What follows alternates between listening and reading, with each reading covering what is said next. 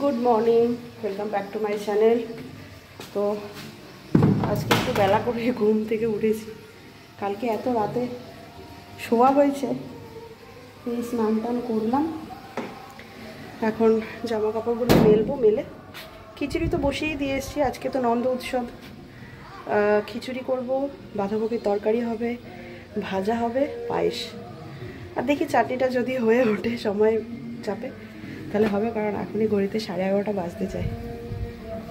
আজকের ছাদ বাগানে অনেকগুলো ফুল হয়েছে। নয়নতারা ফুল তো প্রতিদিনই ফোটে, তার সাথে অ্যালামন্ডা ফুটেছিল, হলুদ অ্যালামন্ডা ফুটেছিল, পিঙ্ক অ্যালামন্ডাও ফুটেছিল। তার সাথে আমি একটুখানি ওই তুলসী মঞ্জুরি নিয়ে এলাম। খিচুড়ি অন্ন ভোগে না গোবিন্দকে তুলসী মঞ্জুরি দেয়, আমি শুনেছি এবং ছোটোবেলা থেকে দেখেছি, তাই জন্য তুলে নিয়ে এলাম।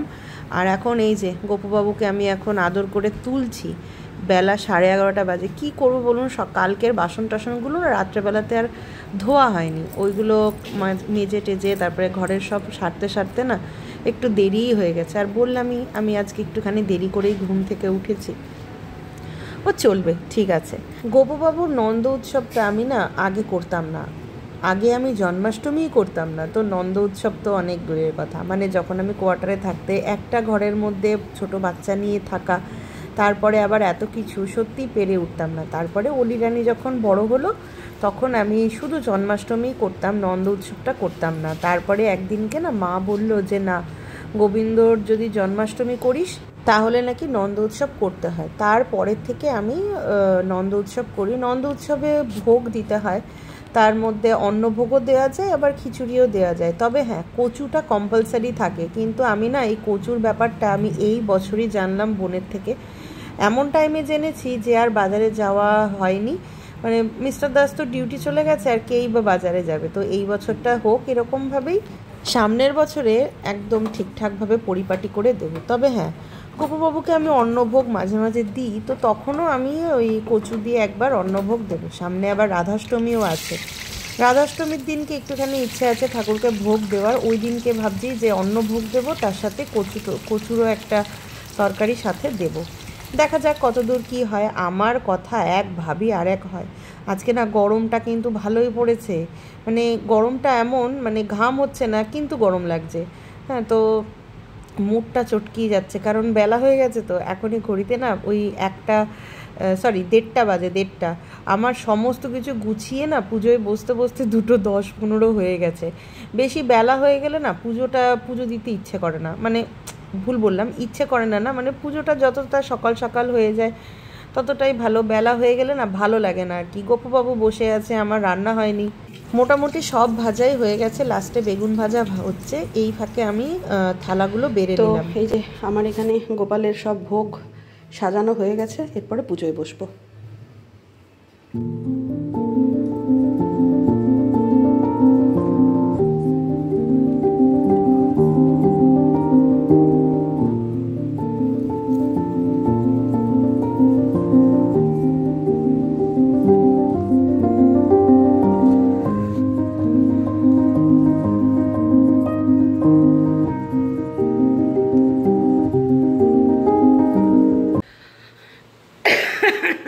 Good evening everyone.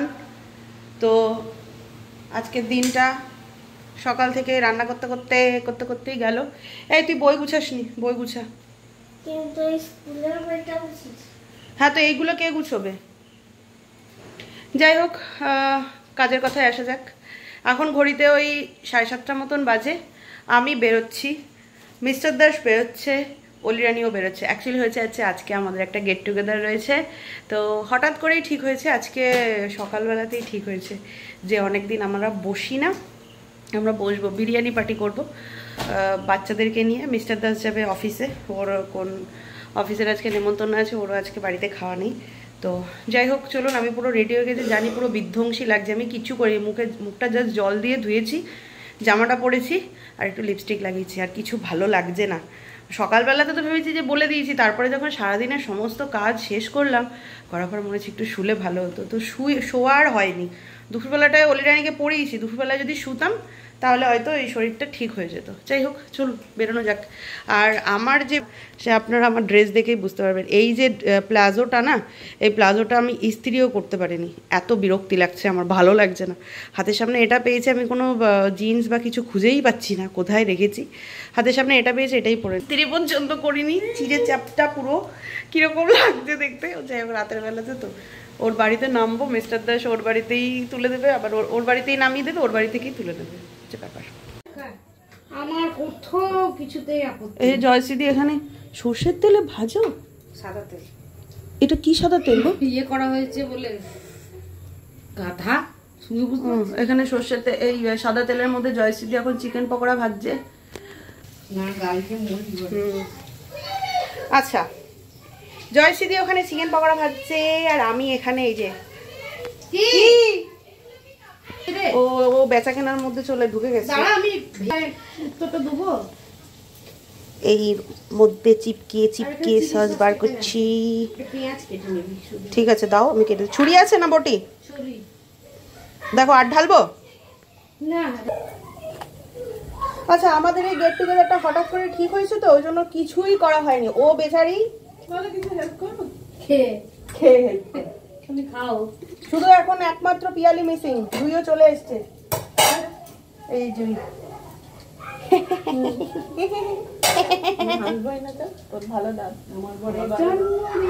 ইয়ার কি হচ্ছে নাকি? ও জয়শ্রীদির বরের জন্মদিন বলে আমাদেরকে জয়শ্রীদি চিকেন পকোড়া খাওয়াচ্ছে। খুব সুন্দর। তোমার তো বর নেই,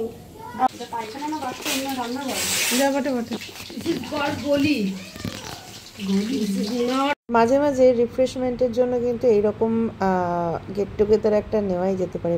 আসবো না করছিলাম ঠিকই, কিন্তু এখানে এসে না সত্যি মনটা ভালো হয়ে গেছে। আর বিশেষ করে জয়শ্রীদির এই চিকেন পকোড়াটা সত্যিই সারপ্রাইজ। আমি ভেবেছি যে ও চা খাওয়াবে, কারণ আমি ওর হাতে চা খেতে খুব ভালোবাসি, বিশেষ করে দুধ চা। আমি বাড়িতে দুধ চা খাই না, কিন্তু এর কাছে এলে পরে আমি দুধ চা ছাড়া কিছু খাই না, এরকম একটা ব্যাপার। তো ও চিকেন পকোড়াটা দিয়ে আমাদেরকে সত্যি সারপ্রাইজ করে দিয়েছিল, বেশ ভালো করেছিল কিন্তু। হ্যাঁ, আর গরম গরম চা ছিল, তার সাথে চিকেন পকোড়া জাস্ট জমে গেছে, জাস্ট জমে গেছে। একদম বাসনা দিলে ভালো লাগে। কিরে, কি নিয়ে এসেছিস খাবার দাবার? এরকম করিস না, এই তুই এত ভদ্র সমাজের। আমার কই, কি সব এনেছিস? এই আমার কই, কেন?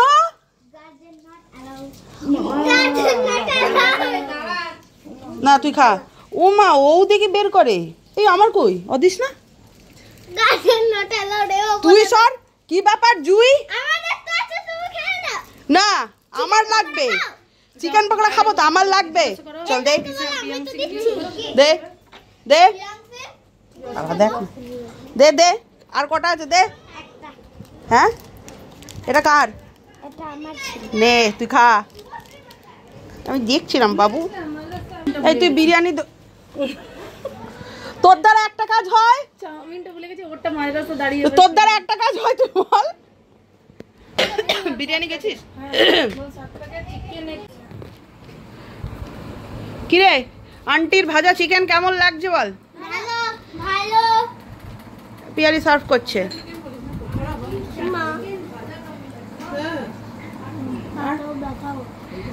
ঠিক আছে, খা। যে সাইডে ব্যথা করছে তার অপোজিট সাইডে খা। ঠিক আছে, ঠিক আছে, এবার আমরা বসতে পারি তো? ঠিক আছে। ব্যাপারটা হচ্ছে গিয়ে, চা ছাড়াই চিকেন পকোড়া নিয়ে বসেছি। ও আপাতত চা, মানে দাঁড়া না, শোন না, ও আপাতত চিকেন পকোড়া ভেজে এখন খেতে এসছে। এই যে চিকেন পকোড়া, সবকটাই তো করব বাবা। এরকম ভাবে কেউ হালতাস না রে তোরা, আর হালতাস না, ভিডিও করতে থাক, আমরা খেয়ে শেষ করে। দেখেছেন, এইরকম মানুষকে নিয়ে আমি ঘর করি না বাবা, আমি খাই। জয়শ্রী, ঠিক লাগছে? জয়শ্রী, আমি ওষুধ আনতে দিচ্ছি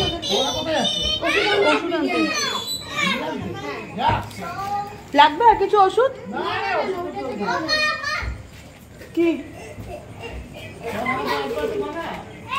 আচ্ছা, আমরা এখন যাচ্ছি হচ্ছে বিরিয়ানি আনতে। আমি, জুই যাচ্ছি। এই দাঁড়া,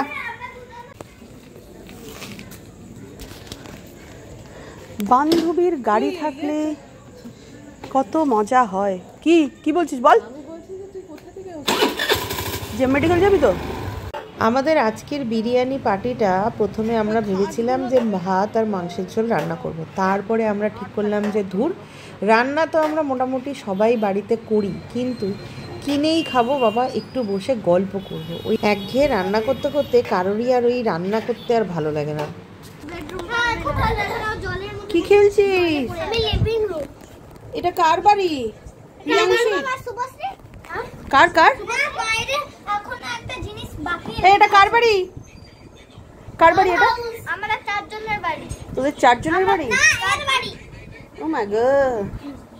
বিরিয়ানি এনে চায়ের কাপ নিয়ে জম্পেস করে 1 ঘন্টার গল্প হলো আমাদের। বাচ্চাগুলো তো ওই ঘরে ডল হাউস নিয়ে খেলছে, আমরা না ওই পুজোতে, মহালয়াতে, তারপরে আরও অনেক জায়গায় কোথায় কোথায় ঘুরতে যাব সেই বিশাল একটা প্ল্যানিং হয়ে গেল, লম্বা একটা লিস্ট হয়ে গেল, কিন্তু লাস্ট অবধি যে কী যে হবে আর কোথায় গিয়ে যে ঠেকবে তার নাই ঠিক ঠিকানা। আমরা ওই যখন একসাথে বসি না তখন না অনেক প্ল্যান করি, এটা করব, ওটা করব, এখানে যাব, ওখানে যাব, কিন্তু না ওই আজকের দিনটা কাভার হয়ে যাওয়ার পরে আবার যে যার নিজের লাইফে যখন ব্যস্ত হয়ে যায় তখন কারোরই মনে থাকে না। আর সজনা হে মুঝে টুকাই ডাকেলি। আমি চিৎকার কোথায় করলাম? আমি তোর বরের নাম নিয়ে বললাম সজনা হে মুঝে। আরে আমি দিয়ে দেবো। এই জুই, তুমি কানে পড়ো। জুই, যখন ক্যামেরা খুলি তোমরা কেন অবান্তর কথা বলো? এটা গলায়? মহিষাসুরের গলায় থাকবে নাকি মা দুর্গার গলায় থাকবে? এই ভাল লাগছে, ভাল লাগছে না? হ্যাঁ, পুজোর সময় আমি শাখাপালা পরবো, এই বছরের এই সময় আমি পড়ি।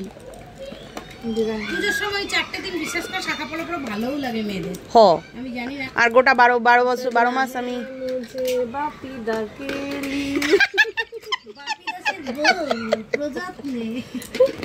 এই যে বাচ্চা পাতি খেতে বসিছে। এই যে এই জুইটা না সব জায়গায় এন্ট্রি করে দেবে দুম করে মাঝখান দিয়ে। দেখছে ভিডিও করছি। এই রান্নাঘরে রীতিমতো একটা ঝগড়াঝাটির সৃষ্টি হয়ে গেছে বিরিয়ানির বাড়া নিয়ে। জনে জনে চলে গেছে। না, নুন লাগবে না, সত্যি তাই। বাপি এসে গেছে। চলো টাটা প্রিয়াংশী, আসছে বছর আবার হবে। টাটা। এই জয়শ্রী টাটা। কাল স্কুলে দেখা হবে।